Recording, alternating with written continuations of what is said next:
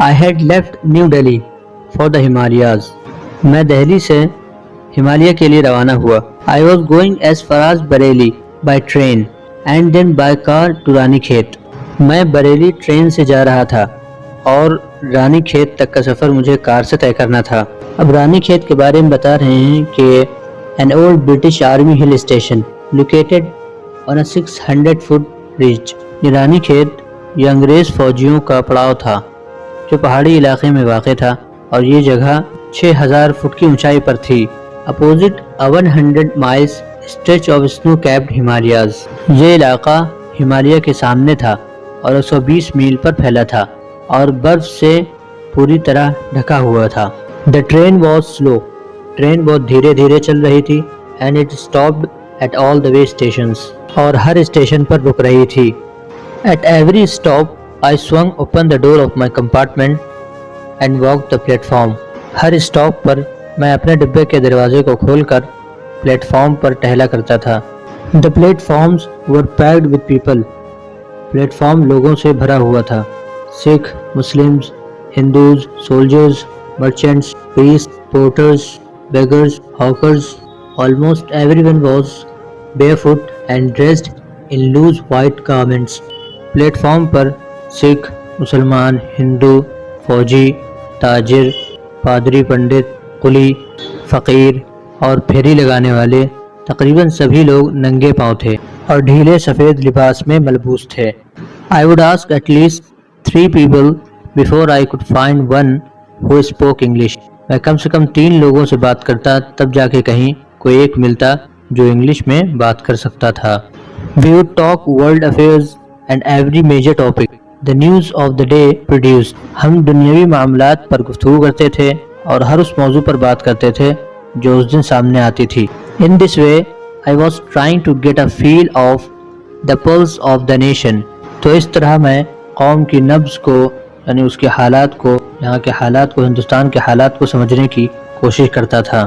Checking opinion against official attitudes and reports. اور check کرتا تھا، جانچتا تھا ان رائے عامہ کو جو حالات اور سرکاری رویوں کے خلاف تھی. The route lay through one of the richest of India's agricultural areas. راستہ ہمیں لے کر ہندوستان کے ایک ایسے علاقے سے جا رہا تھا جہاں زراعت و کاشتکاری بڑے پیمانے پر ہوتی ہے. This was the plain of the upper Ganga river. یہ گنگا ندی کا اوپری میدان تھا. 1000 feet above sea level but tropical. یہ سمندری سطح سے 1000 فیٹ کی اونچائی پر تھا. The Ganga was brown silt, swollen with flood waters. Ganga ندی گدلی اور مٹمیلی ہو گئی تھی اور سیلاب کی وجہ سے لبالب بھری ہوئی تھی. Its overflow inundating thousands of acres of rice. یہ ندی ہزاروں ایکڑ میں پھیلی چاول کی کھیتی کو ڈبا رہی تھی. To the north were jungles. اتری علاقے میں جنگلات تھے. Great expanse of grass. جہاں گھاس ہی گھاس تھی. Higher than a man's head. جو ایک انسان، جو ایک آدمی کے سر سے بھی اونچی تھی. And unbroken. اور یہ گھاس سلسلے وار تھی. Except for an occasional clump of trees. اس کے علاوہ کہیں کہیں درختوں کا جھرمٹ بھی تھا. The home of tigers, elephants, pythons and cobras. اور یہ درختوں کا جھرمٹ شیروں، ہاتھیوں، اجگروں اور کوبرا کے گھر ہوا کرتے تھے. Everywhere else there was flat land running to the horizon. اور کہیں کہیں سمتل زمین بھی تھی جس کی رسائی افق تک تھی. But dotted here and there by the sacred banyan tree or by rows of paka trees. اور جگہ جگہ برگد کے درخت بھی لگے ہوئے تھے اور پاکر کے درختوں کی قطار ہوا کرتی تھی. Shaped like elms. یہ درخت دیکھنے میں elms کے درختوں کی طرح تھے. And having thick twisted trunks. جس کی شاخیں موٹی اور گھماؤدار تھیں. Hot humid air was moving from the southwest. South waste سے نرم اور گرم ہوائیں چل رہی تھی.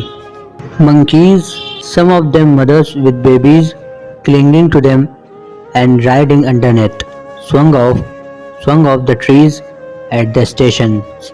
مادہ بندر اپنے بچوں کو سینے سے لگا کر اوپر سے نیچے آ جایا کرتی تھیں اسٹیشن پر، مطلب درختوں سے اتر کر نیچے اسٹیشن پر آ جایا کرتی تھیں، looking for food، کھانے کی تلاش میں۔ The village we passed had walls made of mud mixed with water and cow dung۔ جس گاؤں سے ہمارا گزر ہوا وہاں کے گھروں کی دیواریں گائے کے گوبروں اور گیلی مٹی سے ملا کر بنائی گئی تھیں۔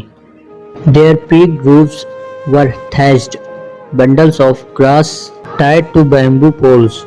ان گھروں کی چھتیں تکونی تھیں جن پر گھاس کے بنڈل رکھے ہوئے تھے جس کو بانس سے باندھا ہوا تھا۔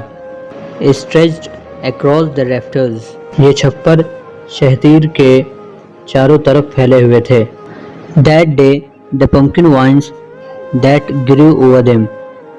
ان دنوں کدو کی بیلیں ان چھپروں پر اگ آئی تھیں۔ Were in bloom۔ ان میں پھول بھی لگے ہوئے تھے۔ Trailing streaks of yellow over drab walls۔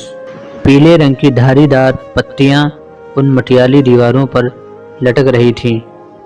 At one station my routine of talking with people was interrupted۔ ایک اسٹیشن پر لوگوں سے بات کرنے کے میرے معمول میں رکاوٹ پیدا ہو گئی۔ As soon as I alighted، جیسے ہی میں ٹرین سے اترا، a group of young children gathered around me۔ ایک بچوں کا گروپ میرے ارد گرد جمع ہو گیا۔ They were selling baskets۔ وہ ٹوکریاں بیچ رہے تھے۔ Hand woven red baskets with simple design and patterns۔ وہ ٹوکریاں ہاتھ سے بنی ہوئی تھیں۔ وہ بانس کی ٹوکریاں، اس کی بناوٹ معمولی تھی۔ They held baskets high۔ انہوں نے ٹوکریاں اپنے سروں پر اٹھا رکھی تھیں۔ Shouting words۔ اور زور زور سے کچھ بول رہے تھے۔ I did not know but conveying unmistakably their desire۔ میں نہیں جانتا کہ وہ لوگ کیا کہہ رہے تھے، لیکن اتنا ضرور جانتا ہوں، لیکن مجھے اتنا سمجھ میں آیا کہ وہ اپنی خواہش کا اظہار کر رہے ہیں۔ These were refugee children۔ یہ بچے مہاجر تھے۔ When partition between India and Pakistan was decreed، جب ہندوستان اور پاکستان کے بٹوارے کا فرمان جاری ہوا، hundreds of thousands of people pulled up their roots and changed their residence۔ تو ہزاروں لوگوں نے رخت سفر باندھ کر اپنی اپنی راہ لی اور اپنے گھر بار اور رہائش کو تبدیل کیا۔ 9 million people left Pakistan and came to India۔ 9 million لوگ یعنی 90 لاکھ لوگ پاکستان سے ہندوستان آئے۔ Driven by the fear of religious fanaticism۔ اور یہ ہجرت مذہبی کٹر پنتی کی وجہ سے وجود میں آئی۔ They were poor people to start with۔ یہ لوگ بہت غریب تھے کہ ایک نئی جگہ نئی زندگی کی شروعات کرتے۔ They were poorer as they began their long trek۔ وہ لوگ مزید غریب ہو گئے جب انہوں نے اپنا سفر شروع کیا۔ For all they could carry was a bit of food and a few belongings۔ سفر شروع کرنے سے پہلے جو سامان انہوں نے اپنے گھر سے اٹھایا تھا وہ کیا تھا؟ وہ تھوڑا کھانا اور کچھ ضروری اشیاء تھیں۔ Soon they were out of food۔ جلد ہی ان کا کھانا ختم ہو گیا۔ A few days after they started they began to fall by the wayside from the weakness of hunger and died where they fell۔ سفر کرنے کے کچھ دن بعد جب کھانا ختم ہو گیا تو لوگ گر گر کر موت کے منہ میں جانے لگے، بھوک کی وجہ سے، کمزوری کی وجہ سے۔ The children selling baskets were sons and daughters of these refugees۔ یہ بچے جو ٹوکریاں بیچ رہے تھے وہ انہی مہاجرین کے بچے تھے۔ They or their parents or relatives had gathered in the cities۔ وہ بچے، ان کے والدین اور رشتہ دار سب شہر میں جمع ہو گئے۔ Setting up stalls، manufacturing simple articles، trying to make a living in market۔ انہوں نے جگہ جگہ اسٹال لگا لیے اور چھوٹے موٹے سامان وہ خود سے بنانے لگے تاکہ وہ بازار میں اپنے گزر بسر کے لیے روزی کما سکیں۔